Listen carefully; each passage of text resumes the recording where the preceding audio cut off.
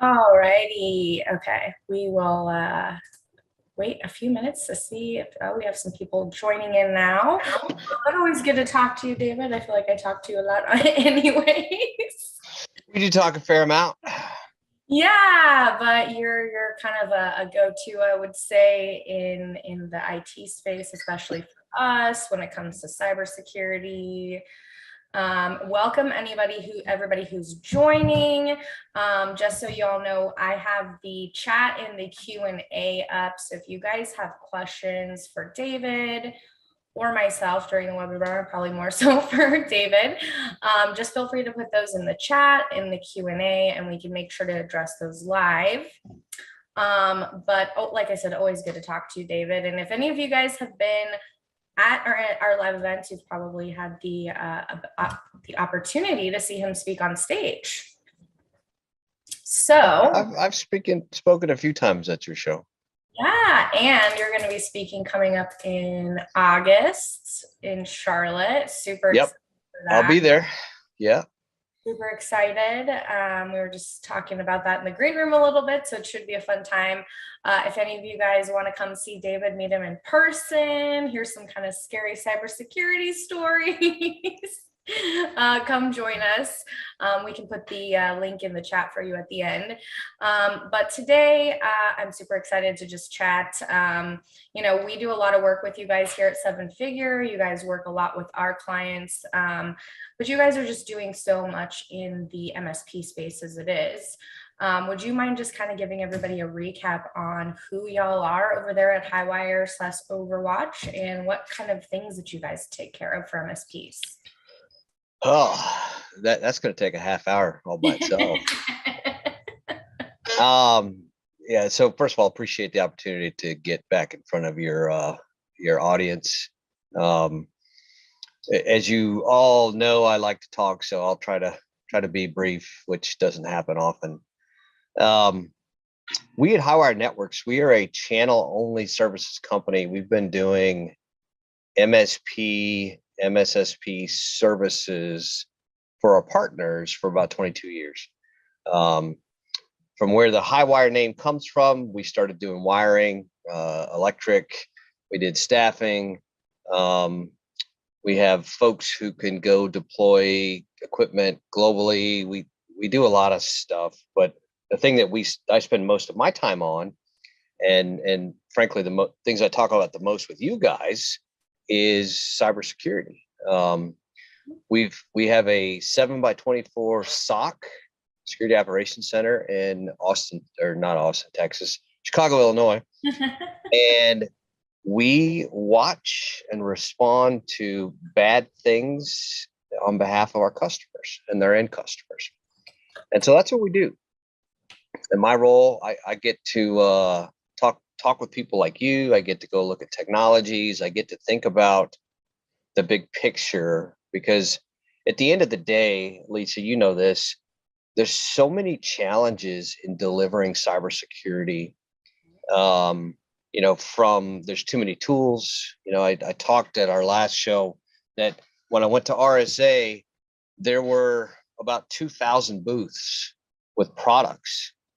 Susanna and I were talking, and she's like, "Yeah, I saw all the booths," and I'm like, "No, you saw half of the booths," because she didn't go to the other side of the street. The north south Moscone, they both had anywhere from 1,000 to 1,200 booths. And so there's so many vendors, there's so many products. And so that first problem set isn't about the technology, it's about what are the right products, right? What are the right strategies? So we focus on that. We focus on making those solutions scalable and speed. We'll talk about speed, but scalable across your smallest end customer of 10 users to your largest, and everything in the middle. So we have customers that are huge and customers that are small, and the products that we pick, that we put into our stack, are designed to scale down and scale up. So we take that challenge off the table. The third problem is, and I've talked about this a lot, there's this tool sprawl in cyber. or even in IT in particular, where the average enterprise has 53 tools, cybersecurity tools. And how do you staff to manage that? You don't.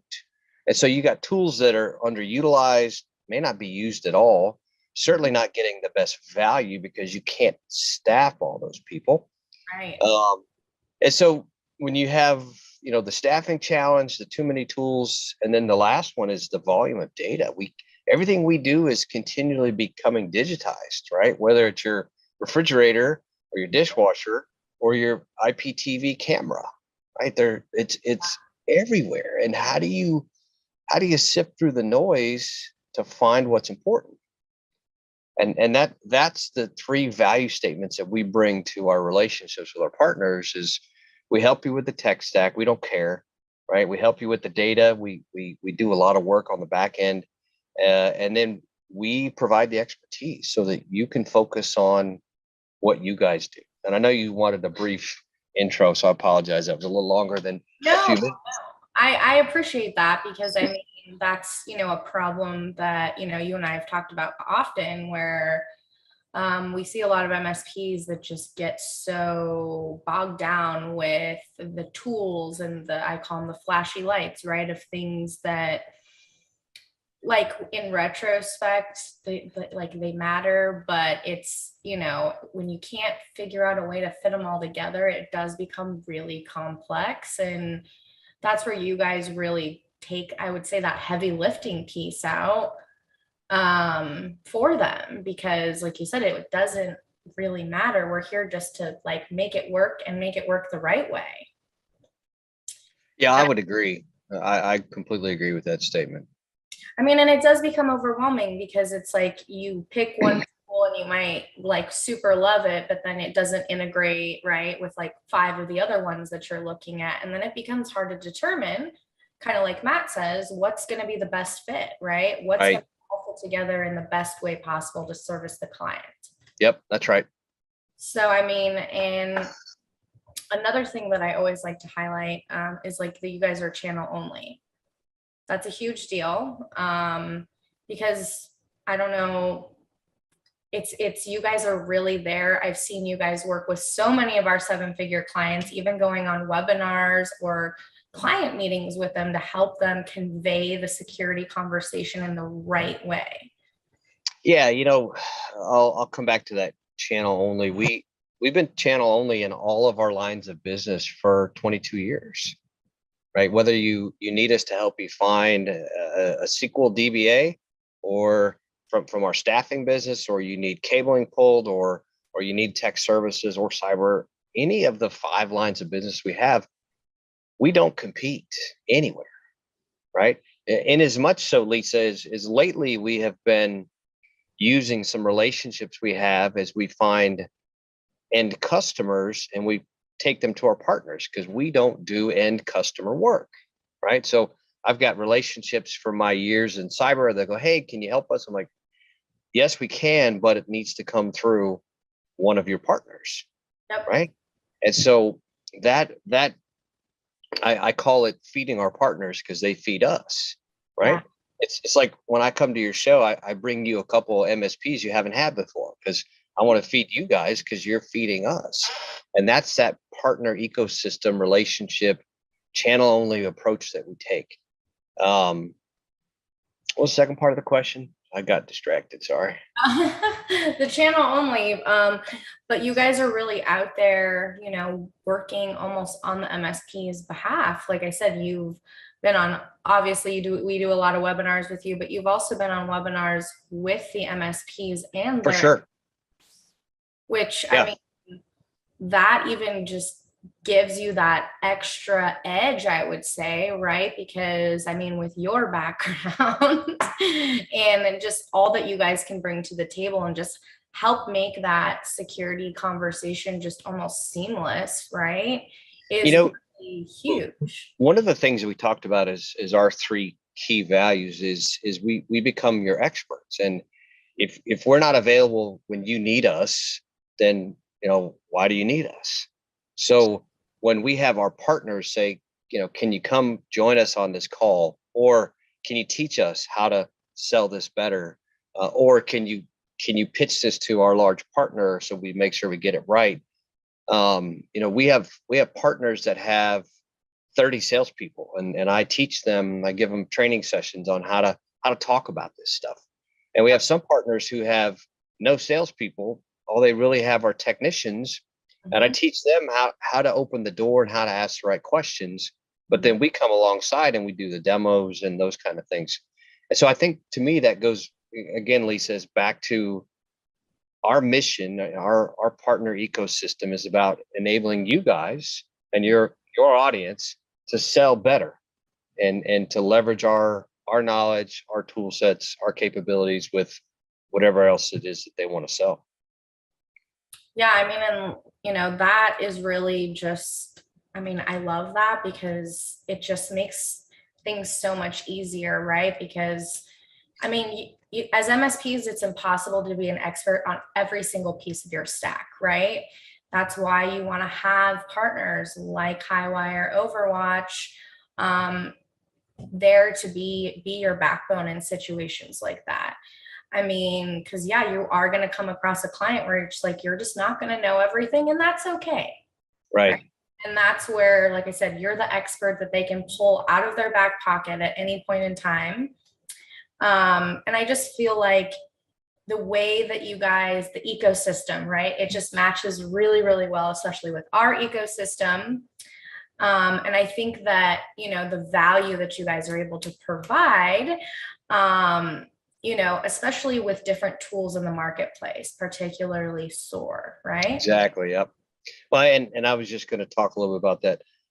One of the things that our partners that we help them with is, and I think this came back to Mark's question about what are the right tools.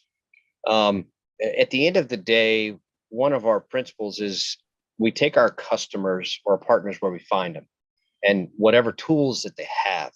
It doesn't mean we don't help them think through, that McAfee that you love is really killing you because it's just not effective, right? And so we coach them along the way. Sometimes we coach them into our tool sets. Sometimes we coach them into others that we don't necessarily have it in our stack, right? Because at the end of the day, I want to be the trusted advisor, not the sales guy. Because I can sell all day, but that's not what you want from me. What you want is for me to tell you, these guys are great. These guys, maybe not. But what you also want from us, I think our partners have really appreciated is we tend to think outside the box.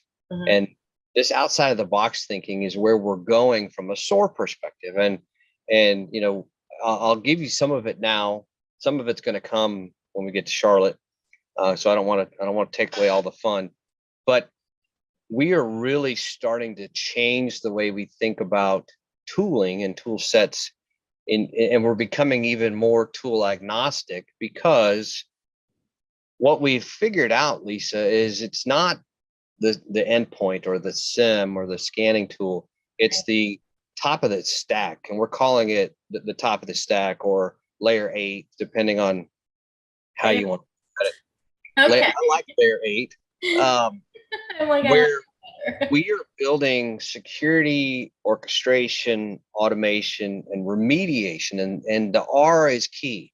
Everybody talks about EDR, but they don't fix anything. Or if it is fixed, it's fixed by the tool like a SentinelOne or a CrowdStrike. But that's really not remediation. How did it get in, right? And how do you stop it from happening again? And so what we're looking at is this top of the stack, where we don't care if it's Splunk or Stellar or Alien Vault or any other SIM or any endpoint or any tool. We're going to sit on top of it and orchestrate across all of it. And why this is a super cool thing for the team is this lets us go faster. As I sign more partners and you guys onboard your customers, I don't have to do one new headcount for 5 new customers. I can scale, I can automate, and I can improve my efficiency, right? Because now I'm better at handling the same tasks because I've automated it. I can improve my effectiveness because now I'm doing it the same way every time for the same set of criteria, which means I can now free up my tier ones and twos to focus on stuff that may not be automated, but takes more human analysis. And so this is going to let us scale without regard to what tools you bring to the table, right? This is going to be huge for us. Yeah. And so SOAR, this whole idea of we see a use case, we match up the criteria, we pull out the right run books, we right click, and it goes and does 10 things with one mouse click. To me, that's huge, right? Because if you think about traditional analysts, and I know I'm going on here, but think about a traditional analyst. They get an event, right? It comes into their screen and they look at it, and then they pivot to another screen and they look at the data there, and they pivot over here. And all of that pivoting is time, because we humans aren't great at doing things in parallel. We do some things in parallel, but like walk and chew gum. But some people can't do that either. And so with a tool like this, we build the scenarios and it runs everything simultaneously. So while I'm putting a block in place, I'm opening a ticket, I'm quarantining a host, I'm kicking off a scan, I'm validating the host has been fixed, I unquarantine the host, and then I close the ticket out. And that's one click for a human. That's huge. That's huge. And by the way, that human analysis piece, when the event comes in, it pulls in all of those data sets that help them make that decision and presents them with, here's how you fix it. Click here to do this. And so we follow the run books that our partners and their end customers have established, but now we're better at it. Now we don't miss a step, right? It's going to change the way we do things.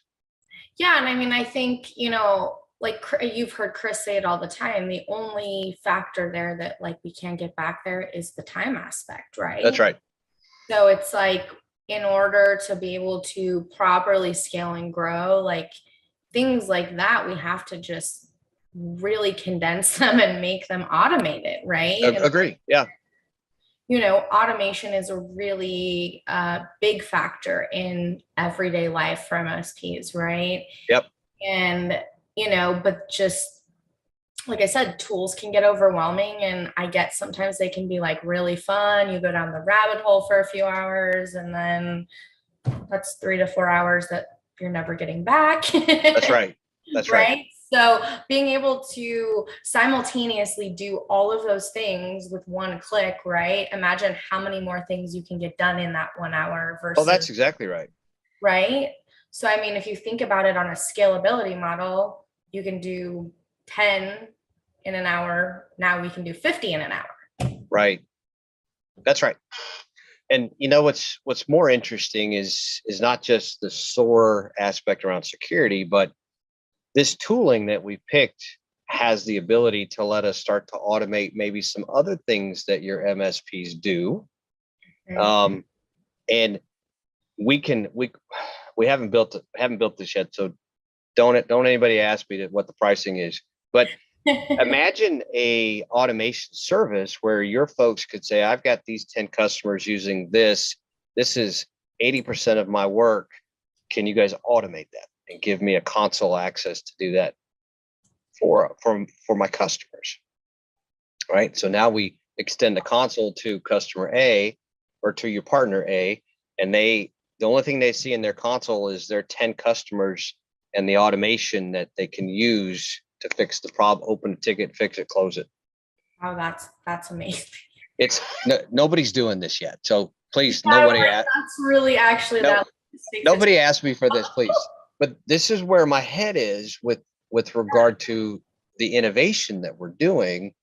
Is we're going to use this for our stuff, but there's things that would make your jobs easier that we want to extend the tooling so that you can. And again, the tool that we extend to you doesn't care what tools are underneath it. It can talk to them via API. It can automate stuff and open tickets. It's got a ton of versatility. and we're likely to offer some version of that in Q4. Wow. Okay. So And that'll be cool. yeah, I'm like, so definitely Q4, everybody's ears are probably perking up. Because I mean, that is like a huge game changer. It could be. I mean, The thing we have to, and honestly, the reason I haven't pushed this thought much yet is we don't do MSP work, so I don't know what is taking up most of your customers' time. But what I really want to do is get to the point where we come up with one of your partners who want to work with us and trial it, and then we can learn what's important to them, and we can automate that, and then we can talk about use cases and how we scale that across all of your customers. yeah. I mean, that would be, like I said, just a game changer. And, you know, on that note, kind of going back to the SOAR thing, I mean, do you think that this is something that could potentially replace tier one security analysis? So the answer to that question is no. And primarily no, because what I think it's going to do is shift the work from the tier ones and even some tier two stuff to an automated function, and let your tier ones focus on the things that need more human analysis. So what I've got at this point is all of the stuff that is easily automated, I do. And what's left, I have more focus on, right? That what SOAR will do though in that scenario, Lisa, is pull all of the right data sets together so that I can do the analysis manually, right?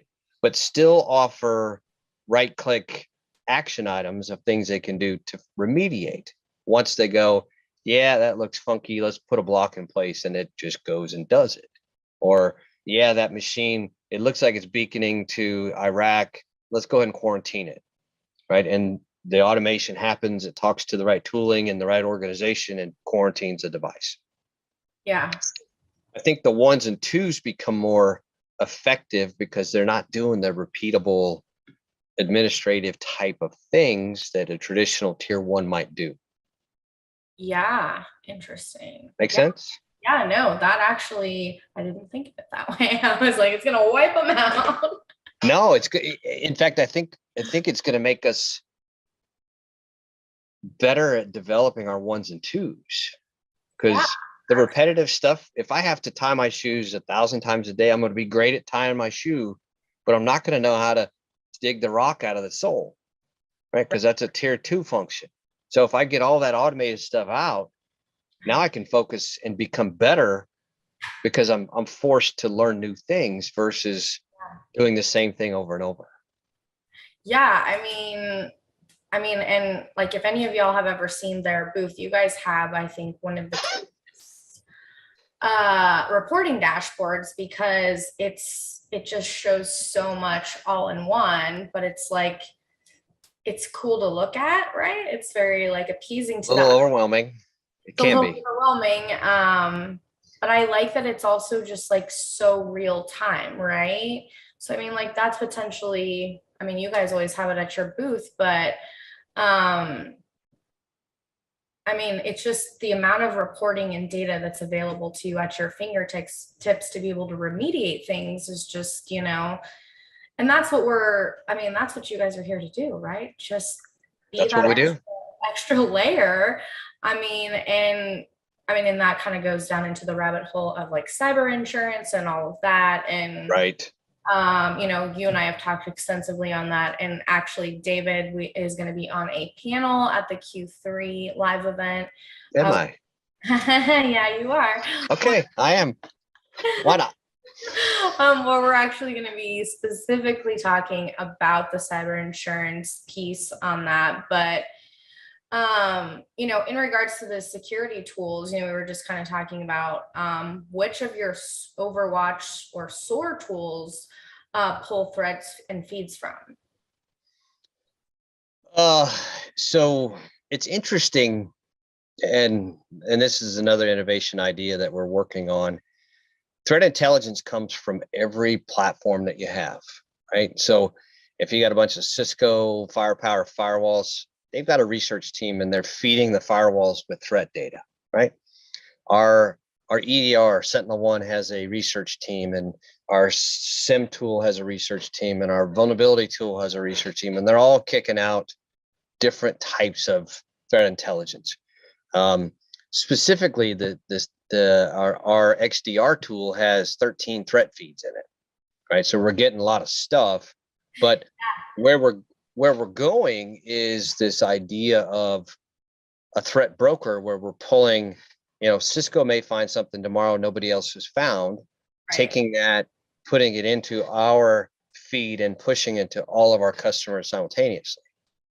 Right. And now their tool sets, whether they're Cisco or not, are blocking that IOC, right? That's huge. That's a game changer for us as well.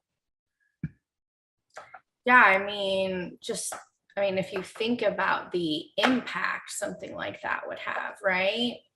I mean, it would be almost detrimental, right?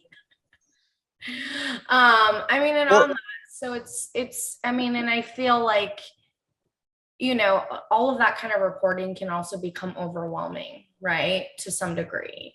And that's where I think it's really important to kind of not hyper focus on every area, but really focus on the ones that are going to be, I mean, what would you say on that? Focus on the ones that are going to be the most impactful for the client, right? I think that's part of it, Lisa. I think the other part is just being better at identifying the threats, right? So big picture, the better we are at seeing the anomalous behavior, the better we are at pushing that indicator of compromise to all of the control points, and the control points in any customer. Again, we don't care on the technology. So we push it to the Cisco, we push it to the Sonic Wall, and now they're blocking it, right? Because we just discovered it. Right. Or CrowdStrike just discovered it. We put it into our tool, it pushes it everywhere, and now everybody's blocking it. And so you have, if anybody says they've got real time, I'd question them, but you've got near real time. Yeah. You can almost get it out as fast as people discover it. The second part of that, though, is we also are focusing on learning IOCs on our own. So just because none of our tool sets didn't see it doesn't mean we won't. Right. Because tools, and we got queries, and we got data lakes of data. And so we take those learnings, we create our own IOCs, we push it back into the tool, and now the tool's better, and it's detecting better, right? And protecting better. And at the end of the day, the more I can prevent, right? And we'll go back to that conversation we've had a few times. The more I can prevent, the less I have to watch. Yeah. If I just default deny some things, I don't care that it's happening because it's not getting through. It's, if you think about it, it's your house. You only allow people in who are 6 foot tall. That's your rule, right? Everybody who's taller or shorter, you don't care about. And when they're in your house, then you can focus on, okay, now I need to detect when these 6 foot tall people are doing something funky. But I've just removed an entire set of threats by prevention.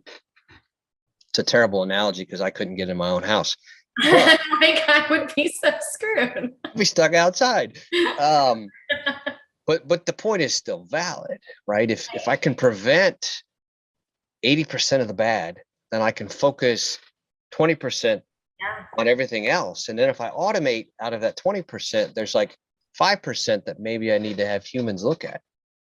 And so I've gotten more effective, I'm more efficient, my mean time to detection drops, my mean time to response drops, and my customers are thrilled because they're not getting woken up at 2 a.m. because I'm doing a lot of things for them. Right. I mean, and that's, I have MSPs ask me all the time, how do I get my phone to stop ringing on the weekends and things like that? I'm like, well, A lot of it has to do with the stack that you have, the kind of tools you're using, those things, because like you said, if you can prevent before something even happens, I mean, Exactly. right? I mean, Yep. the analogy I always think of is like when you go to the dentist and they're like, wow, you eat a lot of candy. You should probably put sealants on your teeth. Exactly. Yeah, you probably should, right? I'm not going to Yeah. the candy. No, exactly. I'm not going to stop. But like I also don't want cavities, right? So Right. Right. like we already know Prevention. prevention. So Exactly. I mean, it's just that like extra thing, and then like you said, you can focus on the things that really and there's new things popping up all the time, and that's the other thing, right? So the security threats, vulnerabilities are always changing. It's Right. impossible for any one MSP to be in front of all of that. Where you guys have a team of people that are focused on what's next, what's This is next. what we do. Yeah. So I mean, that in itself, because like, I mean, we can never exactly predict what's going to happen next, right? Like the log4j is a great example, right? Some people kind of saw that coming, but nobody saw, how large and how Oh, many yeah. people that would. Or that it would be continuing, because it's still a problem today. Right. I mean, and it's like, I think you were the first ones that we talked about that. And I was like, I don't even know what that is. Right. But yeah, and now it's like, and then, I think 3 weeks after that, I was like, oh my gosh, you were right. It's a whole big thing. Look at the Facebook group. Everyone's talking about log4j. Yep. But it's like, we can't necessarily prevent everything, but we can prevent, like you said, that certain control, that certain amount. And yep. I think, I know you guys manage like XDR, EDR, and NDR, but I mean, you guys go deeper than that, right? At the end of the day, I think we've got 10 or 12 product sets that we have. The ones we talk about the most are the ones people are really interested in, like SentinelOne or log aggregation, SIM technologies kind of approach. But we just launched a vulnerability tool. We'll talk a little bit about that in Charlotte as well. Multi-tenant, inside out, outside in, cloud, all of that. It's super powerful. And by the way, it plugs into all of my SOAR architecture. I was just about to ask that. Okay. Which is essential, because if you heard me talk about this idea, where we're going is going to automate things like we see a vulnerability go by and it's attacking your host, Lisa, and we block it. But what we also do is we scan your host to see if you're at risk. Are you vulnerable to that attack or not? And if you are, we push a patch, right? So we've got a patching tool called Automox. We push that patch. We scan it again to make sure you're not at risk. And then we take the block out. Right? And we do all of that without a human intervention. And that is huge. Yeah. And so all of our tool sets, when you go back to this layer 8 or this top of stack, all of our tool sets that we pick them for a couple reasons. One is they have to integrate into the bigger picture, right? And two, because they integrate, I can swap them out whenever I want to. So if there's a better mousetrap next year, I'll dump the mousetrap I have now and put one in, and the customers won't be impacted at all because it's already got the integration. Huge. And so that's this technology agnostic stack that we have. And that's really huge, because going back to what we were talking about earlier, how like it's hard to determine what's going to fit with everything that you already have in the works, where like I said, you guys just take that piece out for them, which again saves a lot of time, a lot of mental brain energy. Sure. Like connect the dots where like they're already connected. We have like boundaries and lines, right? And that goes back to being able to scale and grow your business, right? Yep, that's right. That's really the name of the game. But being able to scale and grow, like how you're talking about security with your clients, making sure that they are aware of things, right? I mean, you and I always talk about the human component, right? You have Susan over here who's 85, can like barely touch technology, and then you have Tiffany over here who's like, moving about a million miles an hour and can do everything on the technology, right? You have two different skill sets. It's like, Sure. Susan probably might not need as much access, and we probably want to give her some awareness training. Right? Oh, for sure. Yes. Versus, Tiffany, where it's like, she's good to fly, right? Right. Just let her go. let her go. Well, not quite, but Okay, maybe not. Yeah. But pretty tech savvy versus some Yes, absolutely. there. And I mean, that goes into just, you have to be aware of that within your clients, right?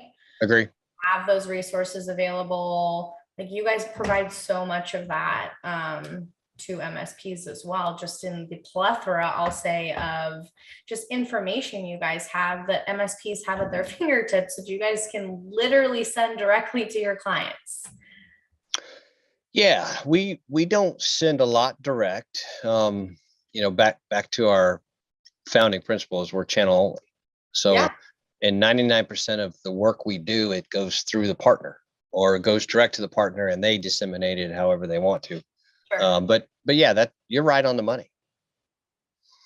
I mean, and that's just huge. I mean, and that's why we like working with people like you, because we're like-minded in the scalability, growth of things.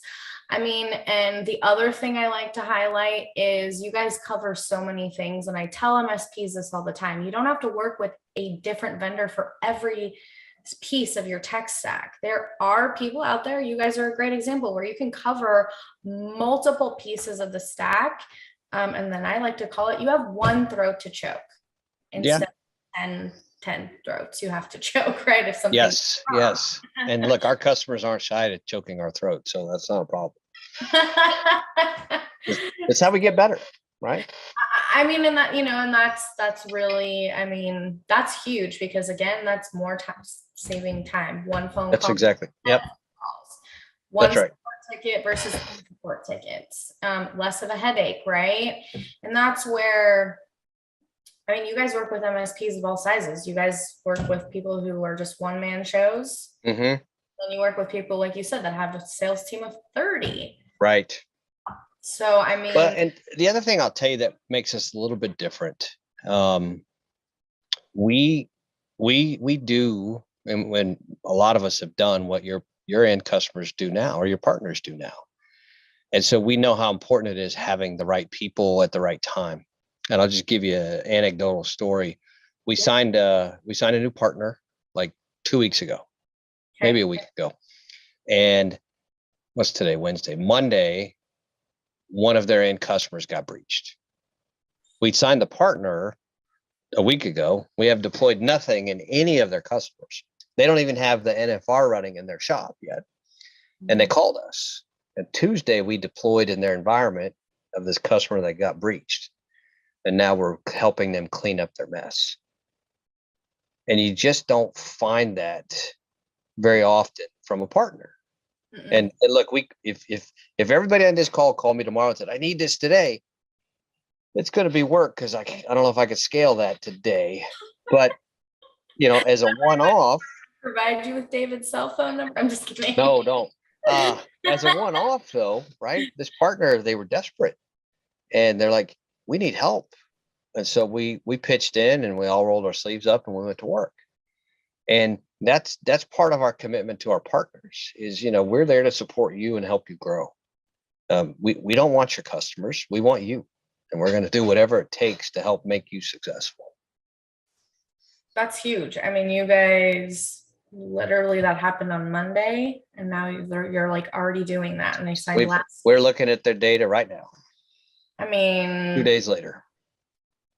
I mean, and that's what we're looking for, right? I mean, a client cannot wait 5 days. No, they can't. And what's more important is if we couldn't have done it, we have partners that we could have brought in and had them do it. I was just about to say, because I mean, there are times where it's just like you can only do so much. That's right. Yeah. Right? Yeah. And we're not shy. We'll be like, no, we can't help you, but here's how I can help. Here's these guys over here, and they do this really well. And we do that all the time. I mean, and you guys have all those levers to pull, right? I mean, at your fingertips, and that's the speed of things, right? That we were talking about at the very beginning of this, because that's right. This is how we go faster. Yeah, and like speed is essential, but like, you have to, I mean, you have to like walk before you run, right? That in your analogy, we have to like tie our shoes before we start running, so we're not like tripping all over the place. But like speed is essential to scale, right? They kind of go hand in hand. And and a lot of people I hear, they're like, oh, well, I'm waiting for this or that to be perfect, right? And Chris says never going to be perfect. Chris says it all the time. He says it to me all the time because I'm kind of a perfectionist. The only better thing than perfect is done. Right. I mean, or great is the enemy of good enough.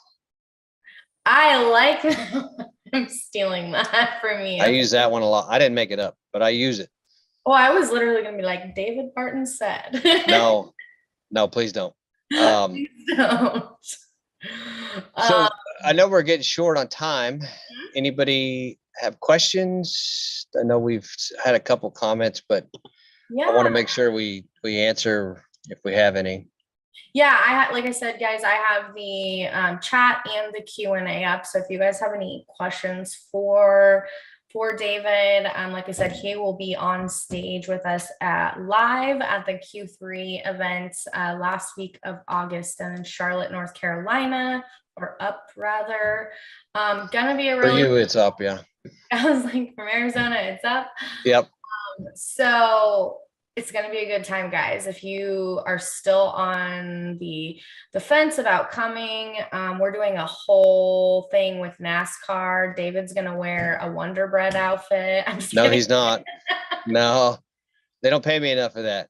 He's going to run around the track like he's on fire. No, that's not happening either. But we do have these fun little fans. We're going to rev up the MRR in Charlotte, North Carolina. So if you guys are interested in that, we will be sending out a email with a link to that. Like I said, David will be there on stage. Also a good opportunity to sit down and talk to him. Oh, look, Matt says, if you're not first, you're last. So Matt, we're looking forward to seeing you there.